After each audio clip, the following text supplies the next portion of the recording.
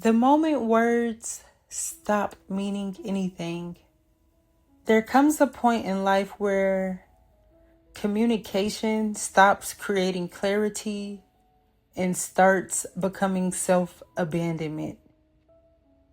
We're often taught that communication is the solution to every relationship problem. We get told, just communicate, speak up, tell people how you feel, express your needs. And while communication is important, there is a truth that people don't talk about enough. Communication only works when the other person cares enough to receive it. Because there is a difference between someone who doesn't understand you and someone who simply isn't interested in understanding you. Most of us have experienced this at some point. You explain something that hurts you. You explain it gently. You explain it clearly. You explain it with patience. You explain it again. Then somehow you're explaining the explanation. At first, you assume the issue is clarity. Maybe I didn't say it correctly. Maybe I wasn't specific enough. Maybe I should find different words. Maybe I should be more patient. So you try again and again and again and again and again and again and again and again. But eventually a question begins to rise. If someone truly values what I'm saying, why must I fight to make them hear it? Because attention is not as complicated as we tell ourselves it is. When something matters, we remember. When someone matters, we pay attention. We adjust. We take their words into consideration, not because we're perfect, but because we care. Just think about the people you genuinely love. When they tell you something is important to them, you may forget occasionally. You may make mistakes, but there's an effort, a willingness, a consideration. The issue isn't perfection. The issue is whether your words create movement. Because people reveal their priorities through what they consistently do, not what they repeatedly promise. This is why patterns matter more than explanations. A single mistake is information. A repeated pattern is a revelation. Many people become trapped in endless conversations because they keep treating patterns like isolated incidents. The first time might be an accident. The second time might be forgetfulness. The third, fourth, fifth, sixth, seventh, eighth, ninth, 10th, 11th, 12th, 13th time?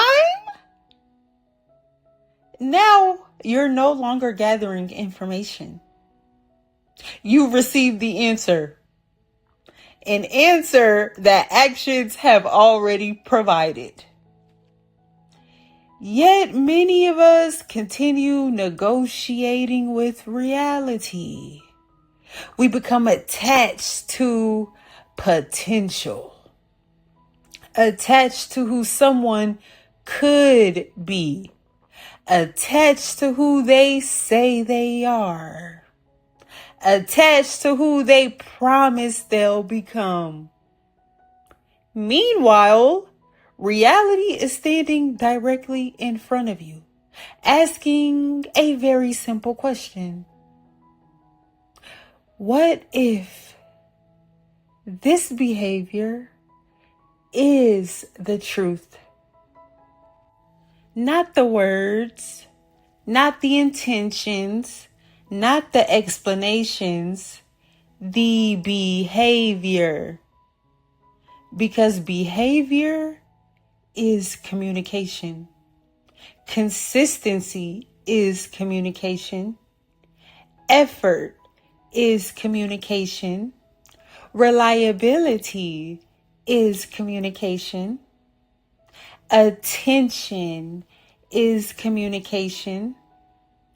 And a lack of those things is communication too. One of the most difficult forms of maturity is accepting what behavior reveals without demanding additional evidence. Not because you're cynical, not because you're bitter, but because reality eventually becomes impossible to ignore. There comes a moment where another conversation is not going to change anything. Another explanation is not going to create respect. Another paragraph is not going to create consideration. Another argument is not going to create care. You cannot communicate someone into valuing you. You cannot persuade someone into respect. You cannot explain yourself into becoming important to someone. Those things are revealed through their choices. And this is where discernment becomes necessary. Discernment is not assuming the worst about people. Discernment is accepting the information people repeatedly provide. It is the ability to observe without making excuses. To see clearly without romanticizing. To acknowledge reality without trying to edit it. Many people confuse discernment with bitterness. But bitterness is everyone is against me. Discernment is I believe what I am consistently shown. Those are very different things. Discernment allows you to stop chasing clarity that already exists. Because sometimes the confusion isn't coming from the other person's behavior. The confusion comes from our refusal to accept what that behavior means. We want one more conversation, one more explanation, one more chance, one more promise. When the evidence has already accumulated, at some point, self-respect requires observation more than discussion. At some point, protecting your peace becomes more important than proving your point. And that doesn't mean becoming cold. It doesn't mean becoming cruel. And it doesn't mean punishing people. Sometimes distance isn't punishment at all. Distance is simply acceptance. That not every relationship is meant to continue in that same form. Acceptance that not everyone has access to you forever. Acceptance that your energy deserves to be invested where it is valued. There is a freedom that arrives when you stop trying to convince reality to become something else. When you stop arguing with what is. When you stop waiting for words to catch up to actions. When you stop treating obvious patterns like mysteries. Because eventually you realize that some answers do not arrive through conversation. They arrive through observation.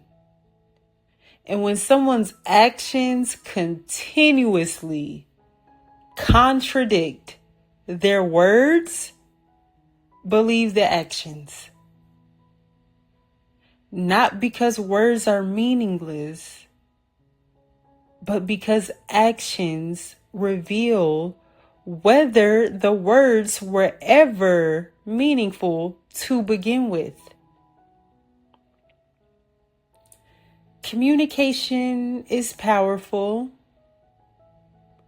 However, communication without corresponding action eventually becomes noise. And there comes a point where words stop meaning anything at all, because actions have already said everything.